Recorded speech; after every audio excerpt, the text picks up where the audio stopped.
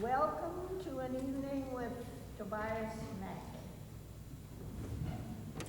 I want to introduce him first with this photograph. I hope you can see it. It is the way it was a typical pose as he listened to students and music. He was a very gentle, very kind, super sensitive, a man of the highest values and ideals. Tremendous influence on me, of course, because I was there when I was 15 years of age.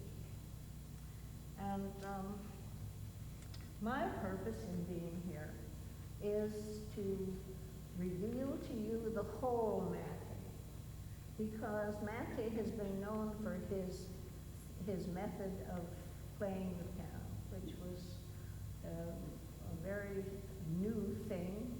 And in 1903, when he published his first book, The Act of Touch, and then he established a school which was buzzing with students very soon.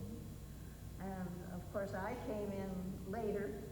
I was there between the two world wars. I was 15 years old, and I stayed for 8 years.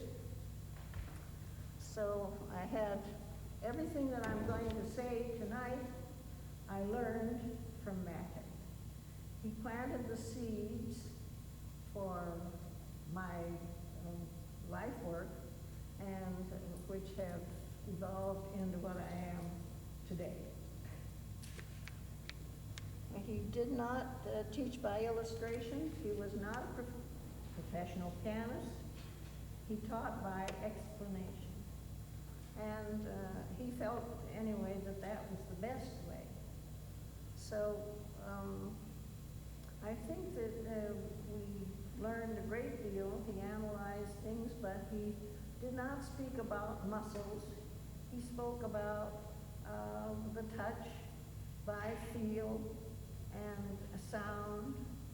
And so we were able to absorb it gradually and finally make a habit of this wonderful new touch. One has to be completely relaxed. I always say that all the weight must be on the seat, not in your arms. You have to be buoyant and ready to take flight. And then you're ready to learn the principles of the theory. The two main things are rotation and sensitivity to the key. Now, sensitivity to the key means that your fingertip from the last joint, just the fingertips, are on the keys. Your hands must be, your fingers must be on the keys all the time. And I'm going to show you the whole thing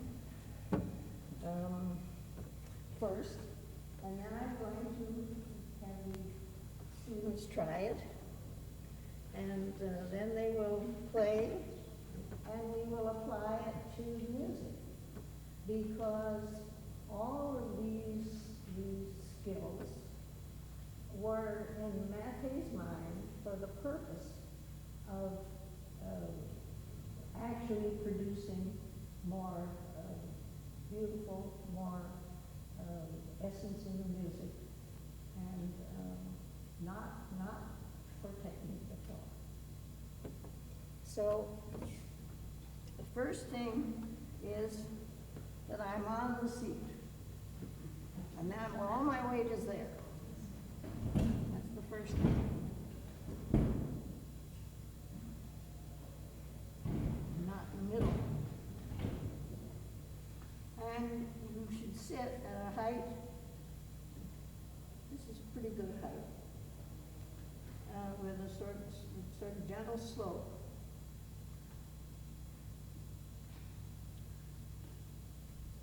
For children, they're told to drop their arms, and their hands, of course, are play at all, they have to turn their hook hands over, which means the first rotation. Well, that sounds like a very simple thing, but it's not quite that simple. And rotation is the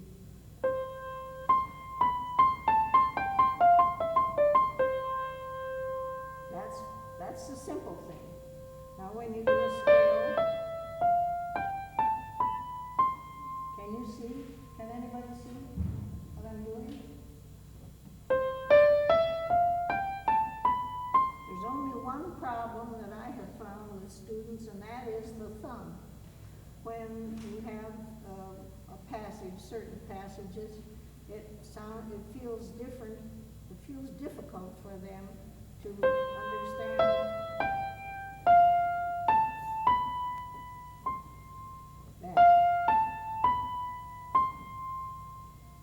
That's difficult. And now the resistance to the key. Here, this is the part of the finger. The fatty part of the finger is the most sensitive part of the hand. And one is on the key and feels, the key wants to stay up, and you are going to put it down to make sound. You have to put it down from the surface, always from the surface. Now, this is a big, big change from those who have learned to raise their fingers high. If you raise your fingers high, you aren't on the key when you strike the key. That's what you get. If you're on the key, you make whatever sound you want, whatever amount.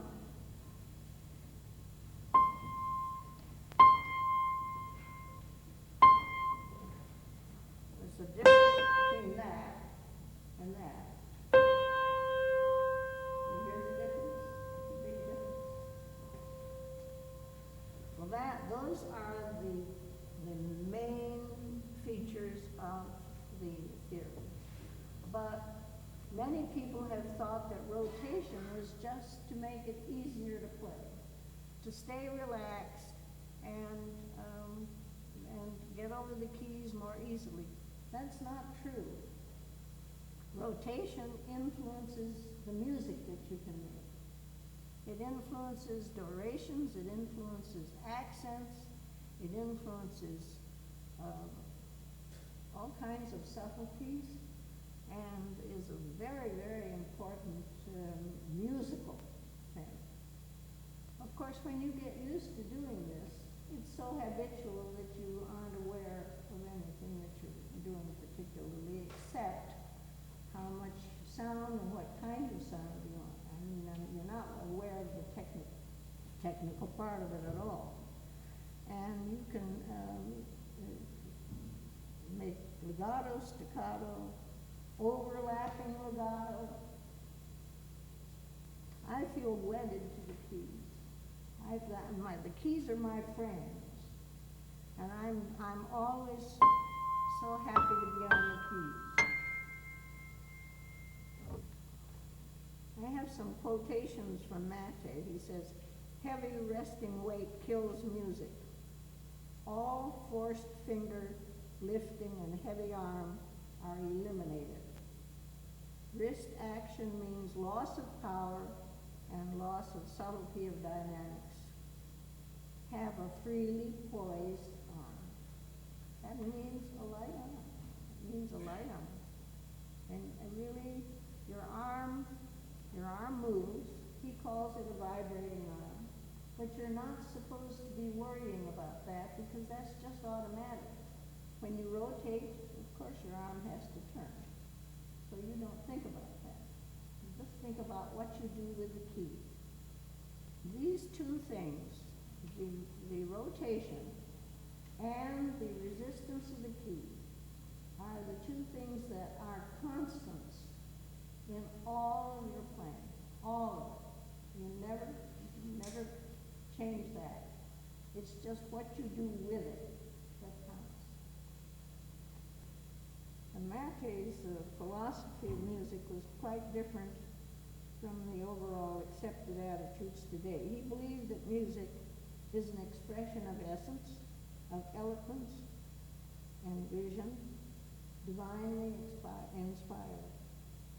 That the act of touch makes it possible to realize all of these ambitions. After 10 years of this theory being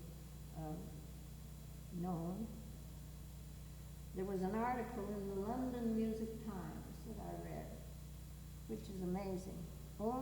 This is a quotation from the London Music Times. Only 10 years after the appearance of Matte's method in his first book, The Act of Touch, in 1903, this one man's fad, as it was supposed to be, has, within these 10 short years, altered radically the whole system of modern pianoforte teaching. Probably never in art has an almost worldwide revolution been accomplished in so short a time.